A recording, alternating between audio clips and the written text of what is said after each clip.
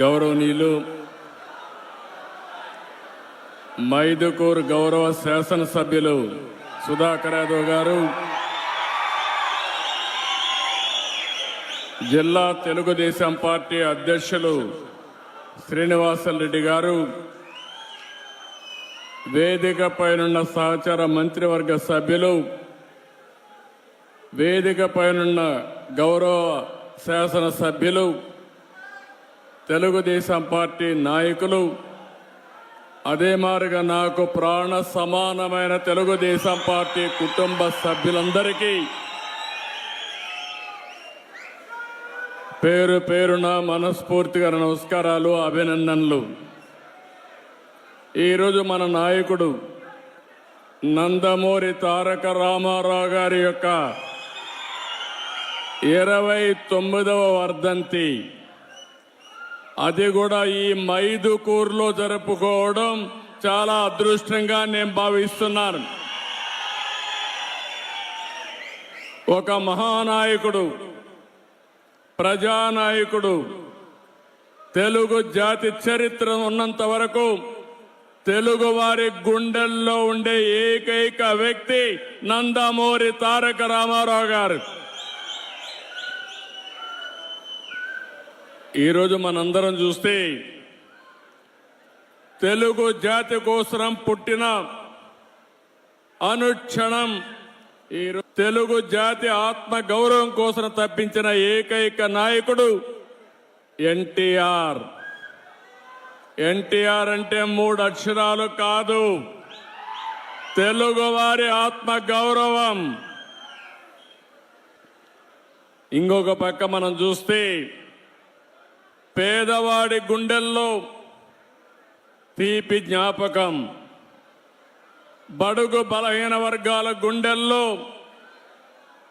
చెరగని ధైర్యం.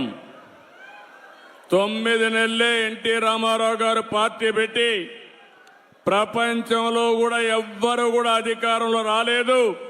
అది ఒక్క ఎన్టీఆర్కే సాధ్యమైంది. ఇంకో పక్కన మీరు చూస్తే అంతవరకు తెలుగు వారికి గౌరవం ఉండేది కాదు. మనలందరినీ మదరాసి అని పిలిచేవారు. అలాంటిది ఢిల్లీని గజ గజలాడించడమే కాకుండా తెలుగు వారి యొక్క గుర్తింపును తెచ్చిన ఏకైక నాయకుడు ఎన్టీఆర్. ఇంకో పక్క మీరు చూస్తే సంక్షేమానికి అర్థం తీసుకొచ్చాడు. అభివృద్ధి అంటే చేసి చూపించాడు. సంస్కరణలకు నాంది పలికారు. ప్రభుత్వం అంటే పాలకులు కాదు, సేవకులని చెప్పిన ఏకైక నాయకుడు నందమూరి తారక రామారావు గారు. దేశ చరిత్రలోనే రాజకీయాలకు కొత్త రూపం ఇచ్చిన వ్యక్తి ఎన్టీఆర్. ఆ రోజుల్లోనే 2 రూపాయల కేజీ బియ్యం. ఈరోజు దేశమంతా కూడా ఫుడ్ సెక్యూరిటీగా మారే పరిస్థితికి వచ్చింది. ఇంకొక పక్క మీరు చూస్తే ఆ రోజు ఆయన ఇచ్చిన పింఛను 35 రూపాయలు, ఈరోజు 4,000 రూపాయలు ఇస్తున్నామంటే అది తెలుగుదేశం పార్టీ చరిత్ర.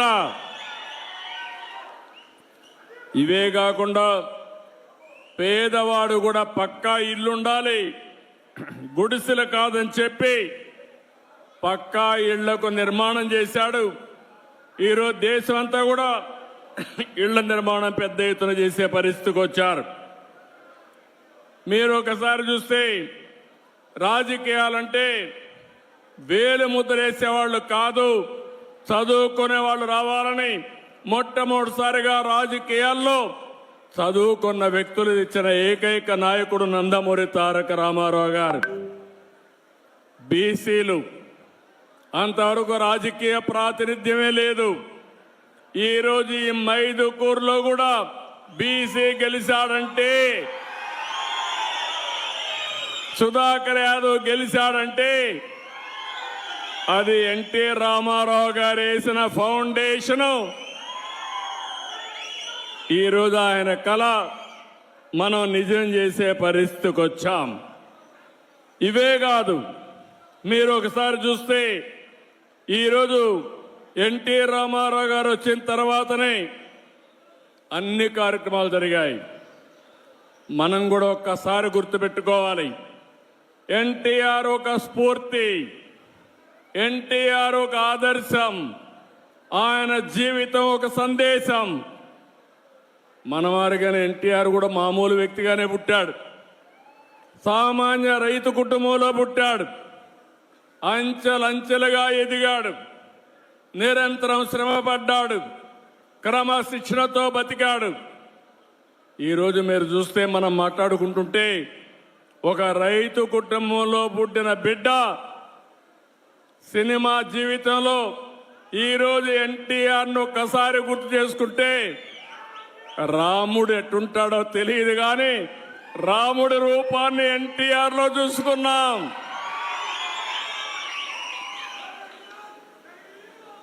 ఒక రాముడే కాదు, ఒక శ్రీకృష్ణుడు ఎట్టారు ఎవరికి తెలియదు.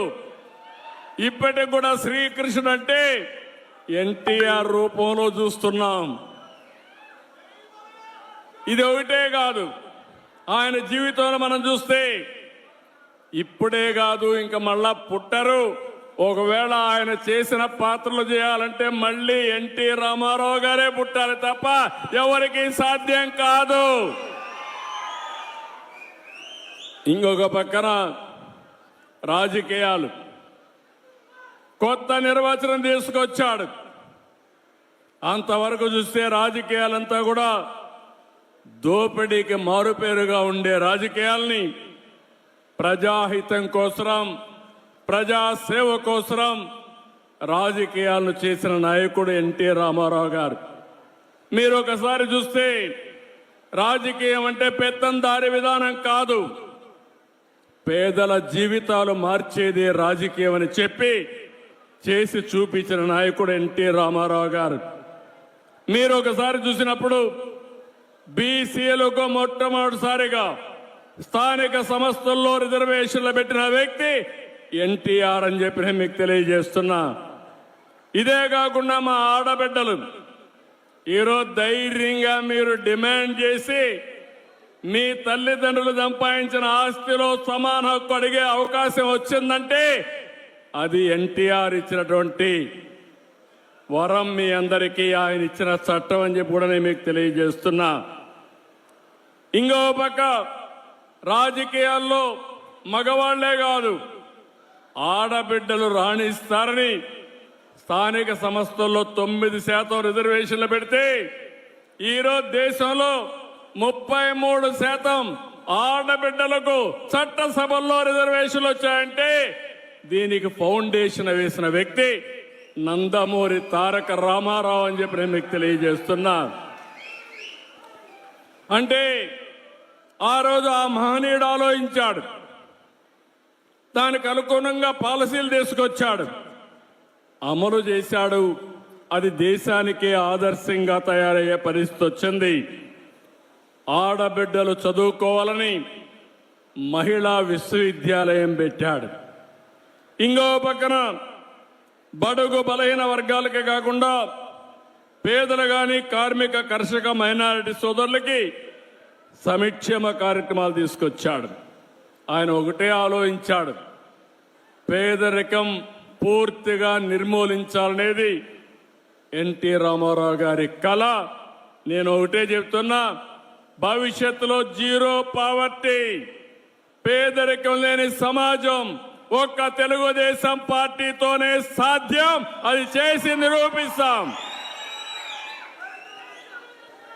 ఇంకో పక్కన కరువు సీమ, రాయలసీమ, ఒకప్పుడు రాయలేలిన సీమ, రతనాల సీమ, తర్వాత కరువు వచ్చి ఈ ప్రాంతంలో మనం చూస్తే నేను కూడా ముఖ్యమంత్రి అయినప్పుడు కరువు వస్తే నీళ్లు కూడా లేవు. అనంతపూర్ లాంటి జిల్లా ఎడారిగా మారిపోతుందని శాస్త్రజ్ఞులు చెప్పడమే కాకుండా రాయదుర్గ ప్రాంతం అయితే ఎడారిగా మారిపోయే సూచనలు వచ్చాయి. ఎడారిగా మారకుండా నేను కొన్ని 100 కోట్ల రూపాయలు ఖర్చు పెట్టి పనులు చేసే పరిస్థితికి వచ్చాం. కానీ ఎన్టీ రామారావు గారి స్ఫూర్తిని మీరు చూస్తే ఆ రోజు తెలుగు గంగ, హంద్రి నీవ, గాలేరు నగిరి కాలువలు ప్రారంభించి రాయలసీమ రాళ్లసీమ కాదు రతనాల సీమ కావాలని ఫౌండేషన్ వేసిన వ్యక్తి ఎన్టీఆర్. ఈరోజు మీరు చూస్తే ఈ జిల్లాలో గండికోట ఆయన ఆ రోజు కట్టింది. అన్ని ప్రాజెక్టులు మనం చేసినంత కూడా ఆయన కట్టినట్టువే. కాంగ్రెస్ పార్టీ ఏం చేయలేదు తమ్ముళ్ళు. ఈ జిల్లాలో నాయకులు కథలు చెప్పారు తప్ప ఏమన్నా చేశారా మీకని అడుగుతున్నా. ఈ జిల్లాలో ఏమైనా అభివృద్ధి అయిందా అని మిమ్మల్ని అడుగుతున్నా. తెలుగుదేశం చేసిన అభివృద్ధి తప్ప కడప జిల్లాలో ఎప్పుడూ వాళ్ళు ఏమీ చేసిన పరిస్థితి లేదు. నిన్న కూడా ఇరిగేషన్లో మనమే చేశాం, మళ్ళీ హామీ ఇస్తున్నాం. ఇరిగేషన్లో పెద్ద ఎత్తున ప్రాజెక్టులు కట్టాం. కానీ ఆ ప్రాజెక్టులో ఉండే నీళ్లు వాడుకోలేకపోతున్నాం.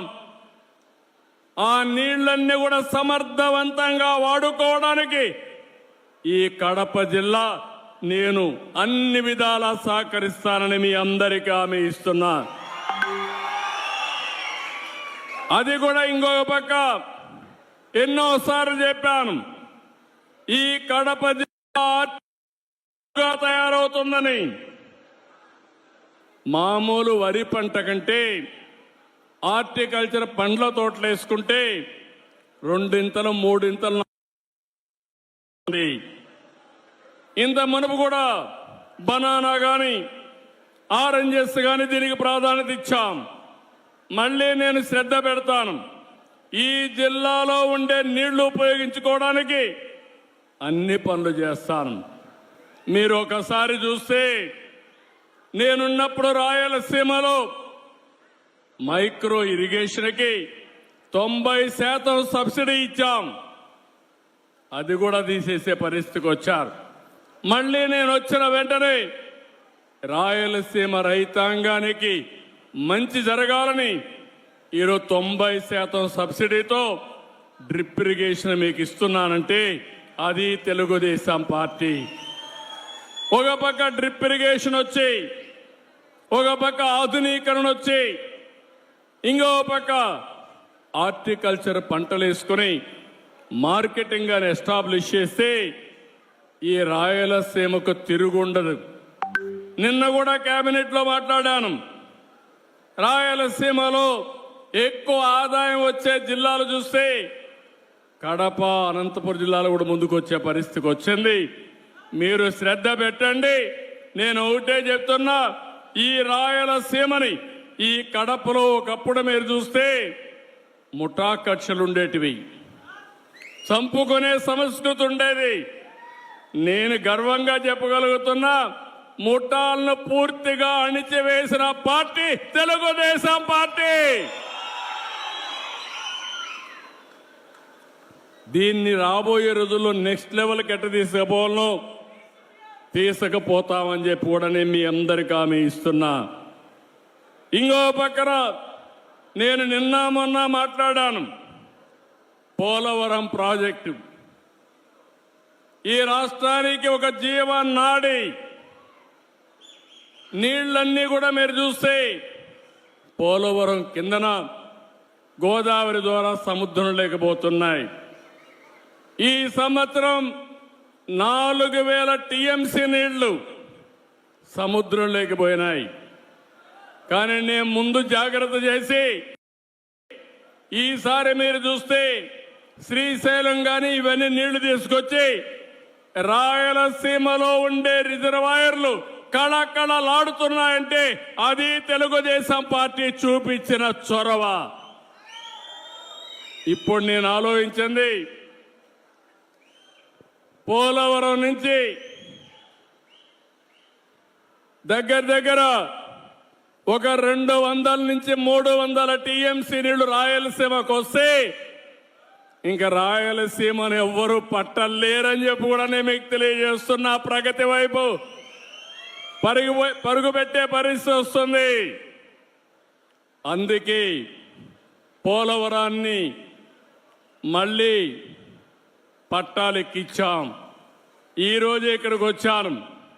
పోలవరం మీరు చూస్తే పోయిన ప్రభుత్వం డయాఫామ్ వాల్ని ముంచేసి పోలవరం ప్రాజెక్టు గోదావరిలో ముంచేశారు.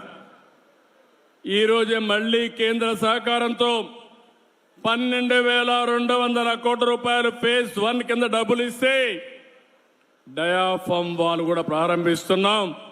2 సంవత్సరాల్లో పోలవరం పూర్తి చేస్తామని మీ అందరికీ హామీ ఇస్తున్నా. ఇప్పటికీ పోలవరం కృష్ణ అనుసంధానం చేశాం. కృష్ణా డెల్టాలో వాడే నీళ్లు శ్రీశైలం ద్వారా రాయలసీమకి ఇచ్చాం.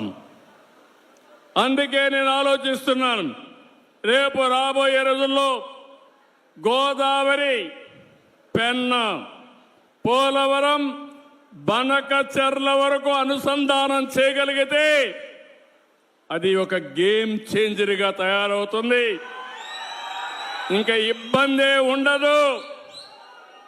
రాయలసీమ రైతాంగం మీసం తిప్పి బతికే రోజు వస్తుందని చెప్పి కూడా నేను మీకు తెలియజేస్తున్నా. ఎందుకు ఈ మాట మాట్లాడుతున్నానంటే డబ్బులు అవుతాయి. దగ్గర 80,000 కోట్లు కావాలి. పోలవరం అయిపోతుంది.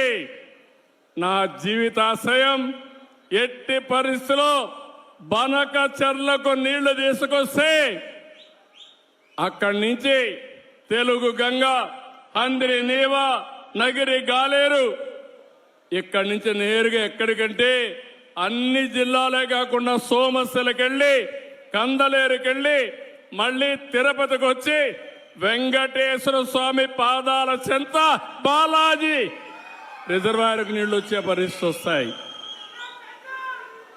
ఇది నా కళ. మీలో కూడా ఆలోచన రావాలి. ఆ రోజు ఎన్టీ రామారావు గారు ప్రారంభించిన జల యజ్ఞం ప్రతి ఎకరాకు నీళ్లు ఇచ్చే బాధ్యత నాదని మరొకసారి మీ అందరికీ హామీ ఇస్తున్నా.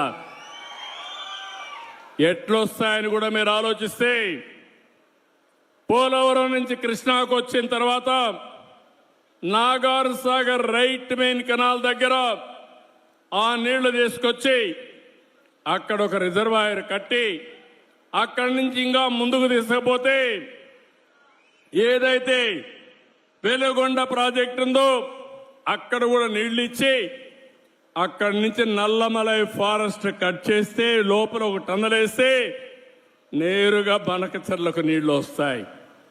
ఎవరు ఊహ రాలేదు. కానీ నేను అనునిత్యం ఆలోచిస్తున్నా, రాయలసీమ రుణం ఎట తీర్చుకోవాలి.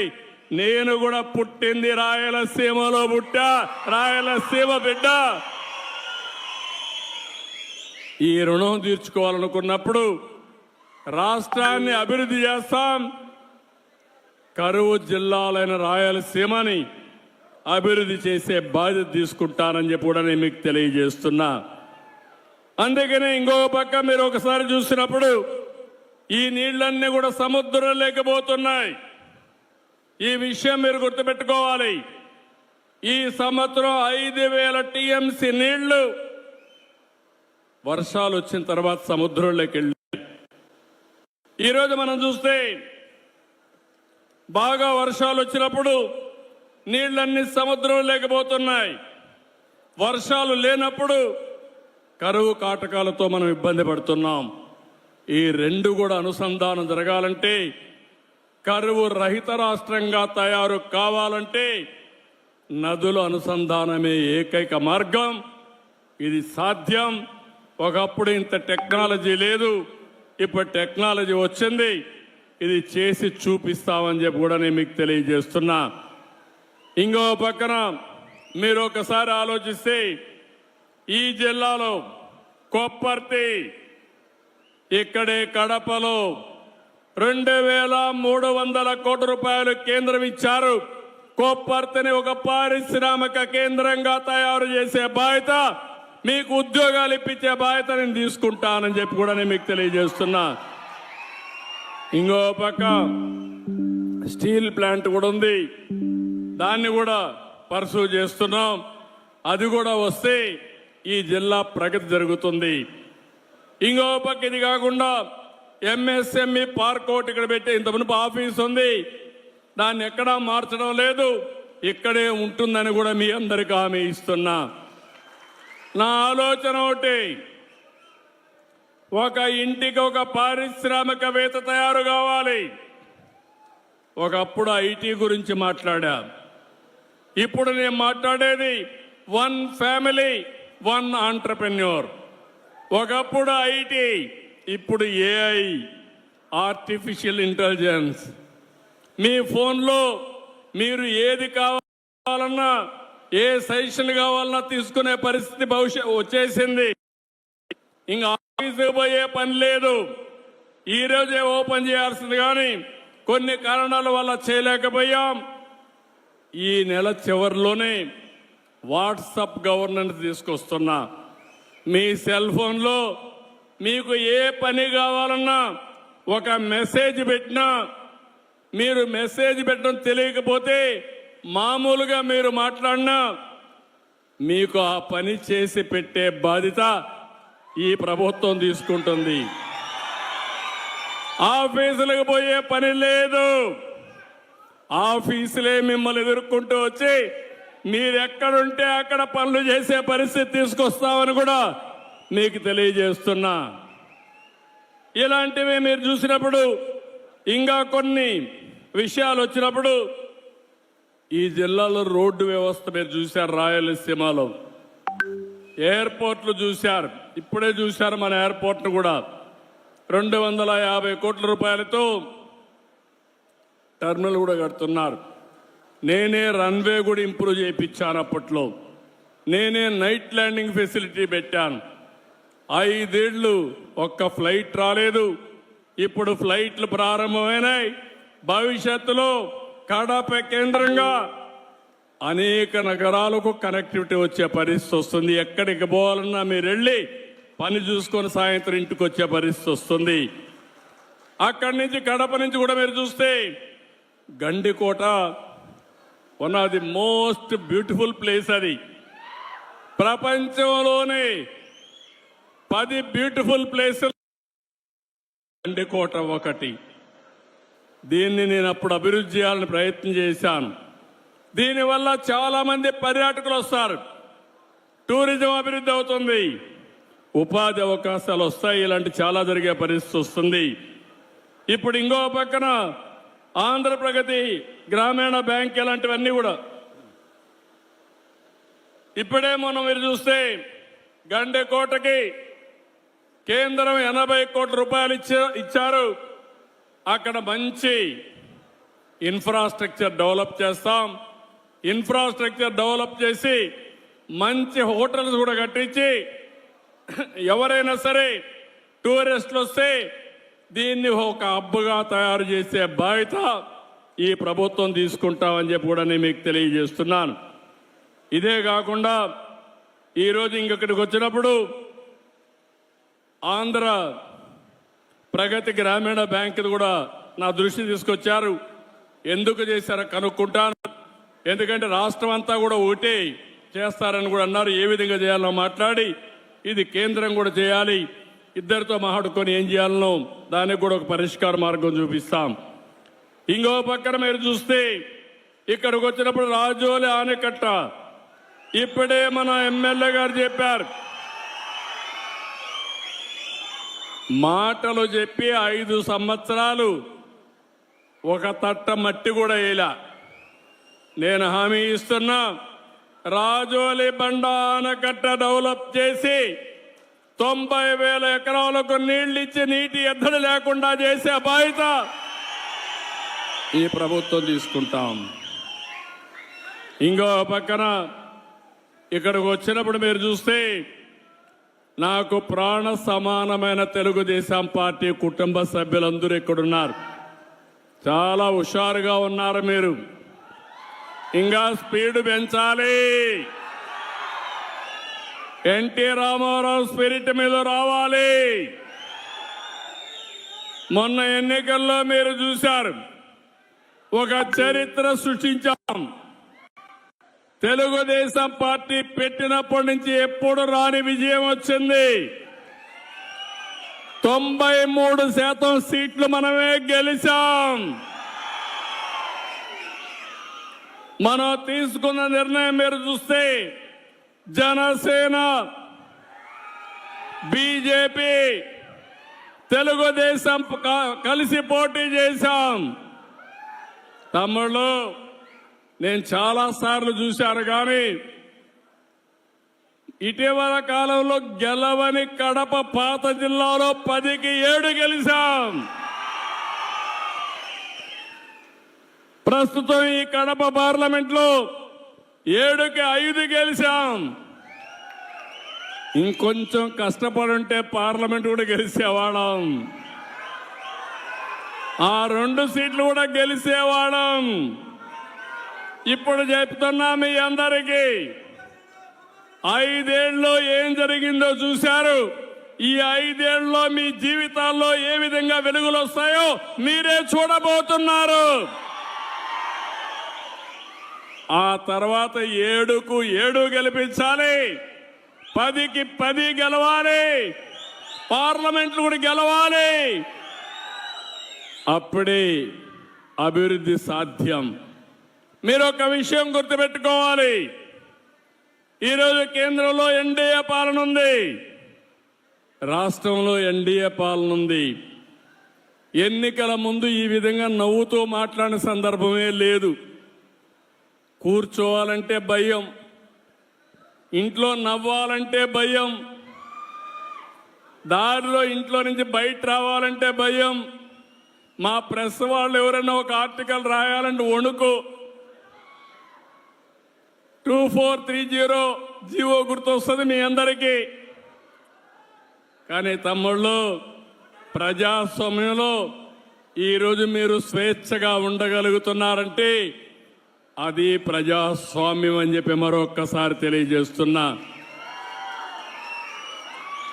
విర్రవీగిన నియంతలందరూ కూడా కాలగర్భంలో కలిసిపోయారు. ఎప్పుడైనా సరే మనం చేసిన పనులే శాశ్వతం. ఎన్టీఆర్ గుర్తున్నాడంటే చనిపోయి 29 సంవత్సరాలైనా రోజు రోజుకు ఆయన పైన ప్రేమ, ఆదరణ పెరిగిందంటే ఏంటి తమ్ముళ్ళు దానికి కారణం? మనం చేసిన పనులు అవునా కాదా?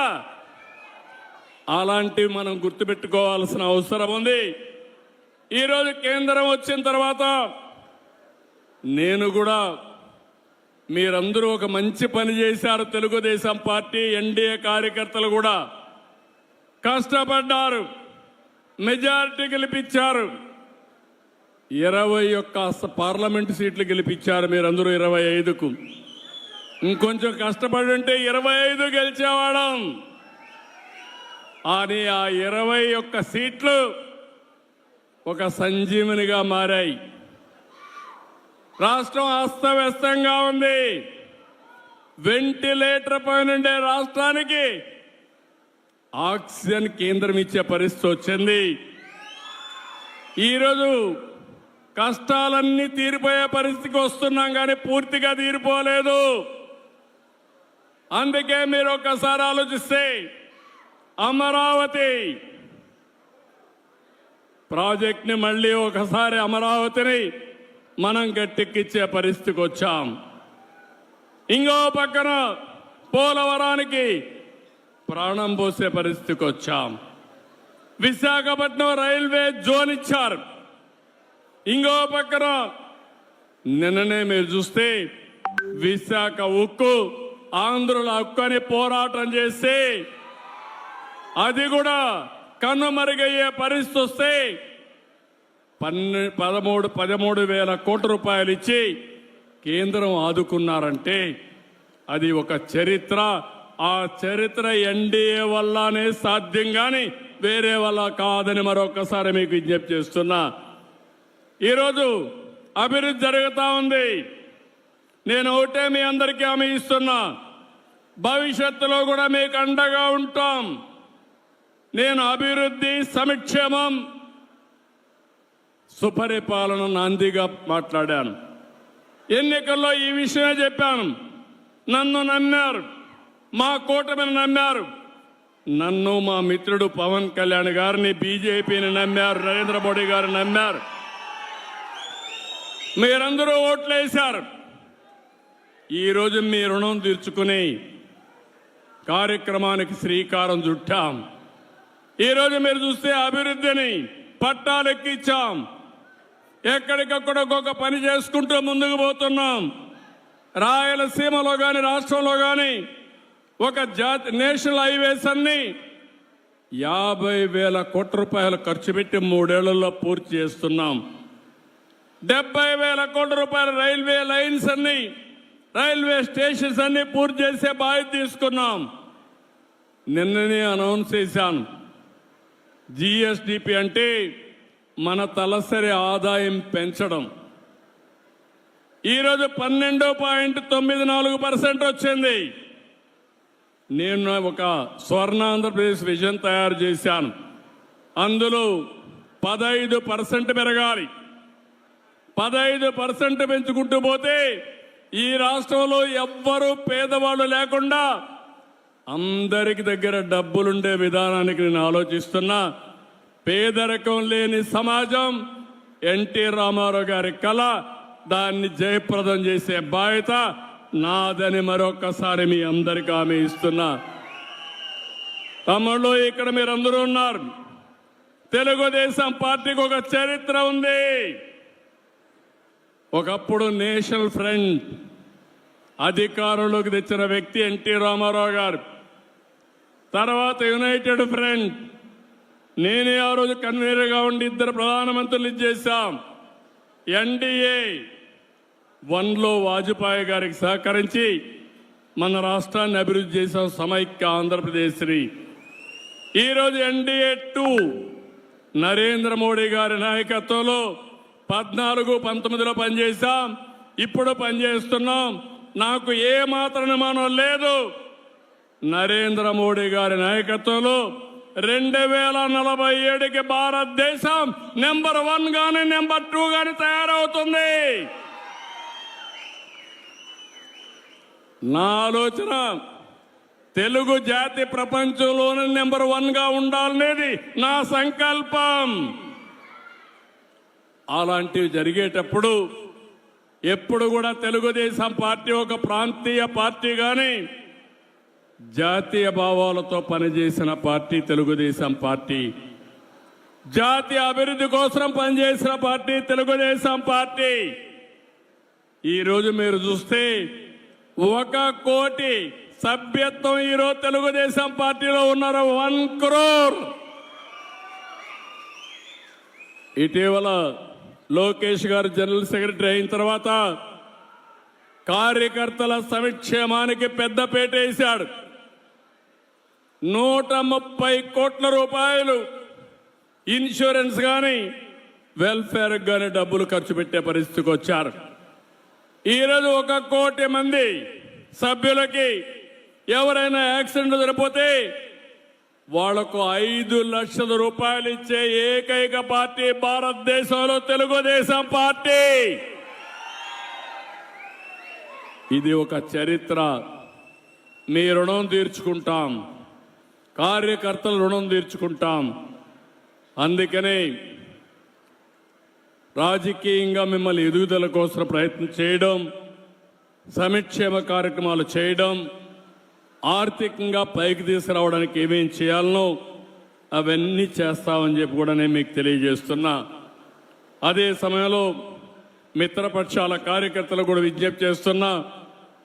ఎక్కడికక్కడ అందరూ సమిష్టిగా పనిచేసుకుని మళ్ళీ ఎప్పుడు ఎన్నికలు పెట్టినా అఖండ విజయంతో NDA గెలిచే పరిస్థితి మీరు ఉండాల్సిన బాధ్యత మీ మీద ఉంది.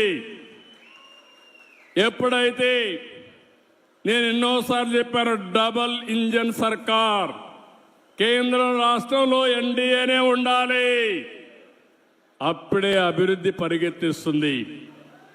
అందుకే ఈరోజు చూస్తే డబుల్ ఇంజన్ సర్కార్, డబుల్ ఇంజన్ గ్రోత్ రేట్ వస్తుంది, డబుల్ డిజిట్ గ్రోత్ రేట్ వస్తుంది. రెండు ప్రభుత్వాలు కలిసాం, పనులు చేశాం, 13% అభివృద్ధి జరిగే పరిస్థితి వచ్చింది. జిఎస్టిపి వచ్చింది. ఇది 15-16%కి తీసుకపోతే పేదరికం అనే మాటే ఉండదని చెప్పి కూడా నేను మీకు తెలియజేస్తున్నా. నాకు ప్రాణ సమానమైన తెలుగుదేశం పార్టీ కుటుంబ సభ్యులందరినీ మరొక్కసారి కోరుతున్నా, మీరందరూ కూడా ఇలాంటి ఎన్టీ రామారావు గారి యొక్క 29వ వర్ధంతి సభలో ఒక సంకల్పం చేయాలి. మీ ప్రాంతంలో జీరో పావర్టీని సాధిస్తామని, ఆ జీరో పావర్టీ సాధించిన తర్వాత ఆర్థిక అసమానతలు లేనటువంటి సమాజం కోసం నిరంతరం పనిచేస్తామని మనం ఒక సంకల్పం చేసి ముందుకు పోవాలి. ఇది సాధ్యం. చాలామందికి అనిపిస్తుంది, నేను ముందు మాట్లాడితే, ఒకప్పుడు ఐటీ మాట్లాడితే నన్ను ఎగతాళి చేశారు, సెల్ ఫోన్ మాట్లాడితే ఇదేంటన్నారు, సెల్ ఫోన్ తిండి పెడుతున్నా అన్నారు. ఇప్పుడు సెల్ ఫోన్ లేకపోతే భార్య లేకపోతే భర్త ఉంటాడు, భర్త లేకపోతే భార్య ఉంటుంది, సెల్ ఫోన్ లేకపోతే ఇద్దరు ఉండలేరు. అవునా కాదా తమ్ముళ్ళు అని అడుగుతున్నా. దానికి కూడా ఒక మీనింగ్ ఉంది. సెల్ ఫోన్ అనేది అవసరం, అది ఒక అత్యవసరమైన వస్తువుగా తయారైంది మన జీవితంలో. ఎక్కడికి పోయే పని లేదు, సెల్ ఫోన్ ఉంటే ఒక ధీమా. మీకు ఎక్కడన్నా బిల్లు పే చేయాలంటే ఇమీడియట్గా సెల్ ఫోన్లో ఉంటుంది డబ్బులు, ఎవరికి కావాలంటే వాళ్ళకి పే చేస్తాం. ఎవరైనా జోబీలో పెట్టుకుంటే జోబీ కట్ చేస్తారు, కానీ సెల్ ఫోన్లో పెట్టుకుంటే, పేటిఎంలో పెట్టుకుంటే కట్ చేసే పరిస్థితి ఉండదు. దానికి కూడా పాస్వర్డ్ మీ దగ్గరనే ఉంటుంది, అది అప్లై చేస్తేనే డబ్బులు ఇచ్చే పరిస్థితి వస్తుంది, సెక్యూరిటీ కూడా ఉంటుంది. మీకు ఏ పని కావాలన్నా చేసుకునే అవసరం వస్తుంది. భవిష్యత్తులో మనందరి జీవితాల్లో మీరు గుర్తుపెట్టుకోవాలి, టెక్నాలజీ చాలా ఉపయోగకారిగా ఉంటుంది. అందుకే మీరు చూస్తున్నారు, ఇటీవల నేను పెన్షన్ ఇస్తే ఏ టైంలో ఇచ్చాడు, ఏ స్పాట్లో ఇచ్చాడని 64 లక్షల మంది పెన్షన్నే మానిటర్ చేయగలుగుతున్నారంటే అది టెక్నాలజీ మహిమ అని చెప్పి మీ అందరికీ తెలియజేస్తున్నా. పెన్షన్ తీసుకున్న రోజునే మీకు ఒక IVRS మెసేజ్ వస్తుంది, మళ్ళీ నీకు కరెక్ట్గా చేరిందా, ఎవరన్నా డబ్బులు అడిగారా, లేదంటే ఏదైనా కొట్టేశారని మళ్ళీ అడిగే పరిస్థితి వచ్చిందంటే అది సుపరిపాలనకు దారితీసే పరిస్థితి వచ్చింది. ఇలాంటి కార్యక్రమాలు చాలా వరకు నేను అన్ని ఆలోచిస్తున్నాను. ఈరోజే మీరు చూస్తే ఇంకొక శుభవార్త కూడా, 5-6 సంవత్సరాలుగా మన వాళ్ళు చాలా కష్టపడి శ్రీనివాసరెడ్డి గారి నాయకత్వంలో కడపలో మనకంటూ సొంత ఇల్లు కట్టుకుంటున్నాం, పార్టీ ఇల్లు కట్టుకుంటున్నాం, పార్టీ ఆఫీసు కట్టుకుంటున్నాం. దీనికి 2 ఎకరాలు భూమి కూడా ఇచ్చారు, కానీ కావాలి లిటిగేషన్ పెట్టి ఇవ్వకపోతే అన్ని క్లియర్ అయినాయి. నేను ఒకటే ఆదేశిస్తున్నా, 18 నెలల్లో పార్టీ ఆఫీసు పూర్తి చేసి మళ్ళీ ప్రతి ఒక్క కార్యకర్త కడపకు వస్తే సొంత ఇంటికి వచ్చి ఒక కాఫీ తాగే విధంగా 6 months ఓకే. నేను పూర్తిగా చేయాలంటే 18 నెలలను మోడర్న్ టెక్నాలజీ ఉపయోగిస్తానంటున్నాడు, 6 నెలల లోపలనే పూర్తి చేస్తానంటున్నాడు. ఈరోజు జనవరి, ఆగస్ట్ లోపల, ఆగస్టు 15 లోపల పూర్తి చేస్తాడు. ఇండిపెండెన్స్ రోజున కడపలో మనకు పార్టీ ఆఫీస్ ఉంటుంది. అది శ్రీనివాసరెడ్డి ఇచ్చిన హామీ, అది నెరవేర్చుకునే విధంగా వేదికపై నుండే నాయకులందరూ పనిచేయాలని కోరుకుంటూ, తెలుగుదేశం పార్టీ ఒకటే హామీ ఇస్తున్నా. ఇప్పుడే మన సుధాకర్ గారైతే చాలా లిస్ట్ అంతా ఇచ్చాడు, పెద్ద చాంతాడంత లిస్ట్ ఇచ్చాడు, విష్ లిస్ట్ ఇచ్చాడు. మనిషిలో ఏదో చెయ్యాలనే తపనుంది, మీ రుణం తీర్చుకోవాలని కసుంది, ఆయన చెప్పిన పనులన్నీ చేయాలని ఆలోచన కూడా నాలో ఉంది. కానీ ఖాళీ గల్లాపేట నా దగ్గర ఉంది. కానీ మీ సమస్యలు కూడా పరిష్కారం కావాలి.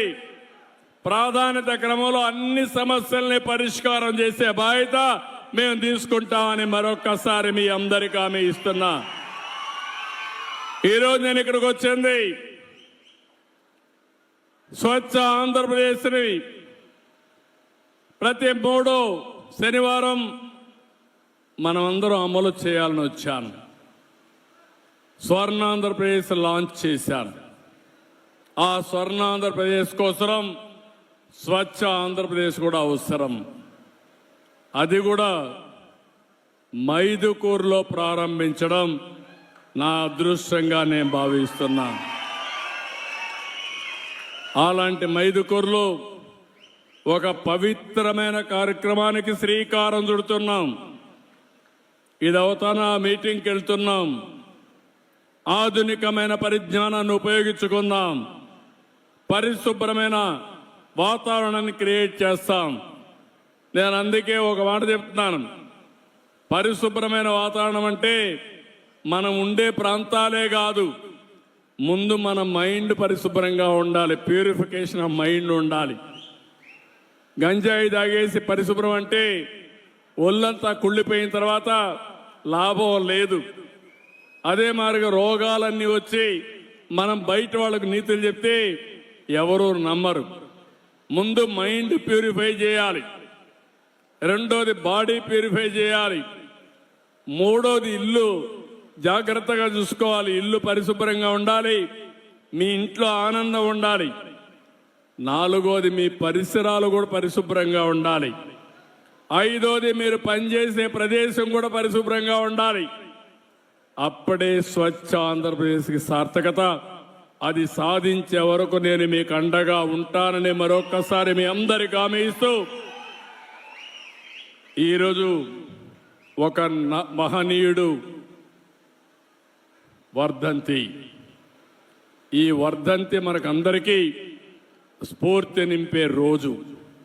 ఎప్పటికప్పుడు ఈ స్ఫూర్తి మన జీవితాల్లో వెలుగు తేవడానికి అనునిత్యం మనం ఆలోచించుకొని పునరంకితం కావాల్సిన అవసరం ఉంది. దానికి మీరందరూ ముందుకు రావాల్సిందిగా మరొక్కసారి అందరినీ కోరుకుంటూ, ఈరోజు నా కుటుంబ సభ్యులతో ఈ 1 గంట గడిపిన దానికి ఎంతో ఆనందంగా ఉంది. ఈరోజు మన నాయకుడు ఎన్టీ రామారావు గారికి ఆ పేరు వచ్చిందంటే, నేను ఈరోజు నిలబడుకొని ధైర్యంగా ఇవి చేశానని చెప్పగలిగానంటే దానికి కారణం తెలుగుదేశం పార్టీ కార్యకర్తలు. భుజాలు అరిగే విధంగా తెలుగుదేశం పార్టీ జెండా మోశారు. ఎవరైనా చంపుతా ఉంటే ప్రాణాలు కూడా లెక్క పెట్టుకోకుండా తెలుగుదేశం పార్టీ జెండా మోశారు. ఇక్కడి ప్రొద్దుటూరులో నందం వెంకట సుబ్బయ్య ఇప్పటికి కూడా నాకు జ్ఞాపకం ఉన్నాడు. ఒక అవినీతి పైన పోరాడితే ఆ రోజు జరిగిన దారుణం మనం చూస్తే బాధేస్తుంది. కానీ అలాంటి వారి స్ఫూర్తి మనలో ఉంది. ఆ కార్యకర్తల స్ఫూర్తి ఈరోజు తెలుగుదేశం పార్టీకి శ్రీరామ రక్ష. మీకు శాశ్వతంగా రుణపడున్నా. నేను ఎన్ని జన్మలెత్తి మీకు సేవ చేసినా మీ రుణం తీర్చుకోలేను. కానీ ఒకటే మీరు గుర్తుపెట్టుకోండి, నేను ఏ పని చేసినా ప్రజలకు ఏమని జరగాలన్నా ముందు మిమ్మల్ని గురించి ఆలోచించి నిర్ణయాలు చేస్తారని కూడా మీ అందరికీ తెలియజేసుకుంటూ, మీరు నేను కలిసి ఈ రాష్ట్రాన్ని ఒక స్వర్ణాంధ్రప్రదేశ్గా తయారు చేద్దాం. ఆ స్వర్ణాంధ్రప్రదేశ్ దేశానికే కాకుండా ప్రపంచానికి ఒక ఆదర్శంగా ఉండే విధంగా చేద్దాం అని చెప్పి తెలియజేసుకుంటూ, ఈరోజు మీరు చూపించిన అభిమానానికి కార్యకర్తలందరికీ శిరస్సు వంచి ఎన్టీ రామారావు గారి వర్ధంతి సభలో పాదాభివందనం చేస్తూ మీ అందరి దగ్గర సెలవు తీసుకుంటున్నా. జై హింద్, జై Telugu Desam. NTR Amar high. NTR, NTR, NTR. Thank you అనండి.